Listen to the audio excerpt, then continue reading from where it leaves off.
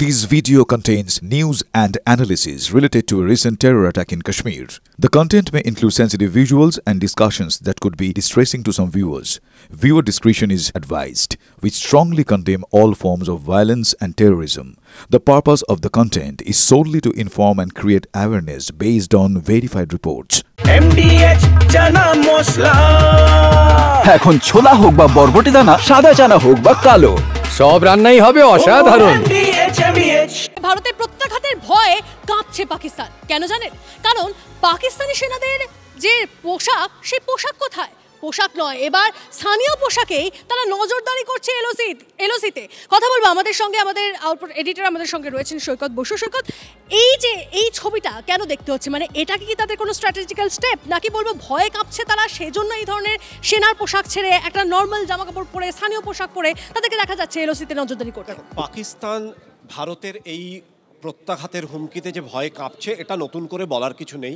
এটা খুব স্বাভাবিক ব্যাপার, তাদের বিভিন্ন ধরনের আচরণের মধ্যে দিয়ে সেটা ফুটে বেরোচ্ছে।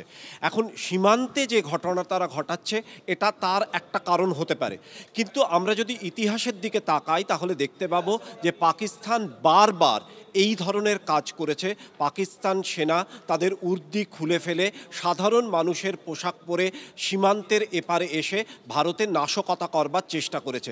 সেটা 1948-এ কাশ্মীরের অপারেশন গুলমার্গি হোক, বা 1965-তে ভারতের সঙ্গে লড়াই হোক, 1971-এ বাংলাদেশের মুক্তিযুদ্ধ হোক, বা আরও বেশি করে আমরা দেখতে পেয়েছিলাম 1999 সালে কার্গিল যুদ্ধের সময়। তখনও আমরা দেখেছিলাম যে পাক সেনা তাদের উর্দি খুলে ফেলে, উর্দি বিন্দুমাত্র মূল্য না দিয়ে সাধারণ মানুষের পোশাক পরে, এবং জঙ্গিদের সঙ্গে সেনার যে একটা বিভেদ রেখা আছে, সেই বিভেদ রেখাটাকে মুছে দিয়ে তারা সম্পূর্ণ একটা নতুন ভূমিকায় অবতীর্ণ হয়েছিল।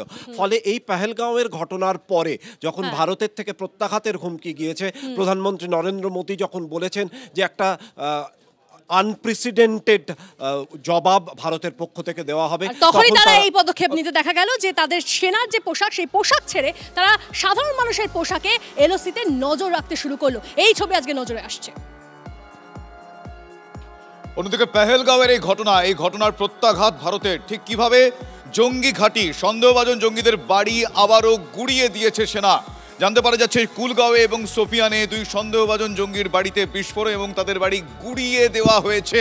এই তো সবে শুরু প্রত্যাঘাত ভারতের। আপনাদের জানিয়ে রাখবো, কুলগাঁওয়ে জঙ্গি জাকির আহমেদের বাড়ি বিস্ফোরণে উড়িয়ে দেওয়া হয়েছে। সোফিয়ানে জঙ্গি শাহিদ আহমেদের বাড়িও গুড়িয়ে দেওয়া হয়েছে। দুদিনে 4 জঙ্গির বাড়িতে বিস্ফোরণ করলো সেনা। পুলওয়ামা, কুলগাঁও, সোফিয়ানে জঙ্গিদের বাড়ি ধ্বংস করে দেওয়া হয়েছে। পেহেলগাঁও হামলার সঙ্গে এই জঙ্গিদের যোগ থাকতে পারে, এমনটাই সন্দেহ তদন্তকারীদের, সেই মতোই এই পদক্ষেপ। গত 24 ঘন্টায় অন্তত 4 জন সন্দেহভাজন জঙ্গির বাড়ি কার্যত গুঁড়িয়ে দিল ভারতীয় সেনা। এই মুহূর্তে আমরা দাঁড়িয়ে রয়েছি পুলওয়ামা জেলার মোডান গ্রামে।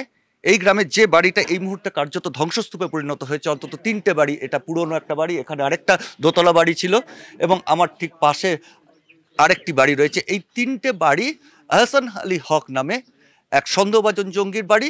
2018 সালে তার বিরুদ্ধে অভিযোগ, 2018 সালে সে এলাকা ছেড়ে সীমান্ত পেরিয়ে পাক অধিকৃত কাশ্মীরে সে পাক জঙ্গি শিবিরে সেখানে প্রশিক্ষণ নিতে যায়, এবং তারপরে ভারতে ফিরে সে সক্রিয়ভাবে জঙ্গি সংগঠনের সঙ্গে যুক্ত, যেটা এলাকার মানুষ, গ্রামের মানুষও স্বীকার করছেন। এবং কালকে রাতভর সেনা অভিযানের পরে এই বাড়িটি কার্যত গুঁড়িয়ে দেওয়া হয়েছে। এই রকম গত 24 ঘন্টায় 4টেরও বেশি বাড়ি, যেখানে সন্দেহভাজন জঙ্গিদের বাড়ি এবং যাদের পেহেলগাঁও হত্যাকাণ্ডের সঙ্গে যোগ আছে বলে সন্দেহ করা হচ্ছে, তাদের বাড়ি এইভাবেই ডেমোলিশ করে একটা কড়া বার্তা দেওয়া হচ্ছে ভারতীয় সেনার পক্ষ থেকে। ক্যামেরায় তুষারের সঙ্গে সিজার, TV9 বাংলা, পুলওয়ামা। আর আপনারা জানেন, উধমপুরে জঙ্গিদের গুলিতে শহীদ বাঙালি সেনা জওয়ান ঝন্টু আলী শেখ, তাকে শেষ শ্রদ্ধা গান স্যালুটে। তেহট্টের পাথরঘাটার বাড়িতে সেখানে তার কফিনবন্দি দেহ পৌঁছতেই কান্নার রোল পড়ে যায়, চোখের জলে গ্রামের বীর সন্তানকে শেষ বিদায় হাজার হাজার মানুষের। প্রিয়জনকে হারিয়ে পরিবারের একটাই দাবি, ঝন্টু আলীর হত্যার বদলা চাই।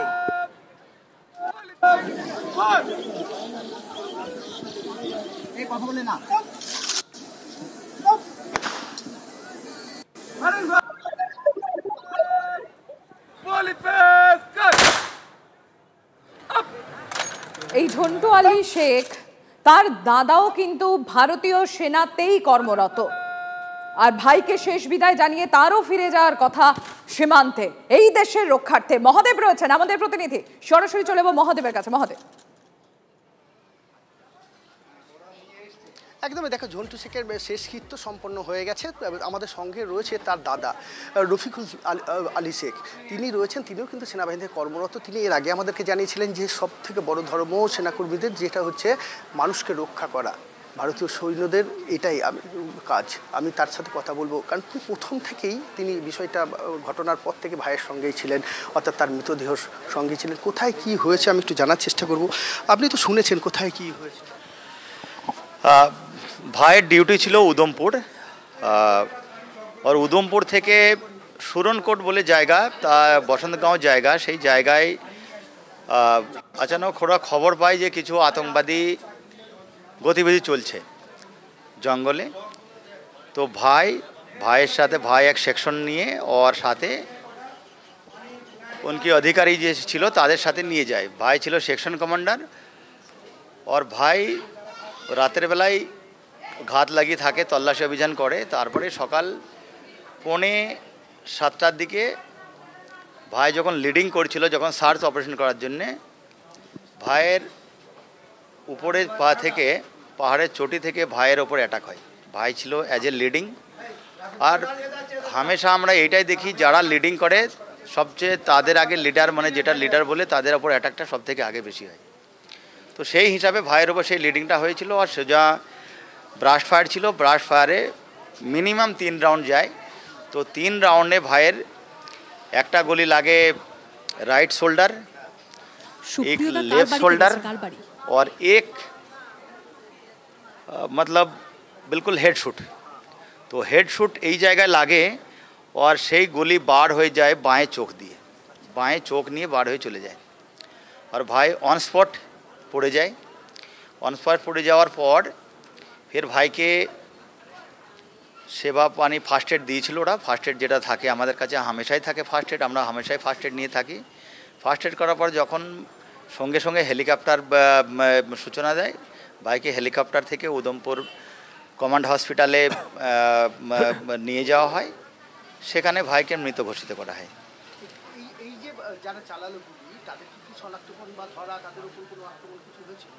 देखो दुश्मन मार के तो कहीं रोकेगा नहीं, किसी का इंतजार नहीं करेगा ना। मतलब वो থাকবে না যে আমি ওকে গুলি মারলাম আর আমাকে মারার জন্য আমি বসে থাকবো, সে তো নিশ্চয় পালাবে। और হামেশাই যেটা হয়, যারা উপরে পাহাড়ের উপর থাকে তারা যদি একজন থাকে তো নিচে মোটামুটি 10 জনকে কাবু করতে পারবে। নিচে থেকে সেটা সম্ভব নয়, সেই উপরে সেই ফয়দাটা উঠিয়ে সে জঙ্গলের দিকে মানে লুকিয়ে পড়ে।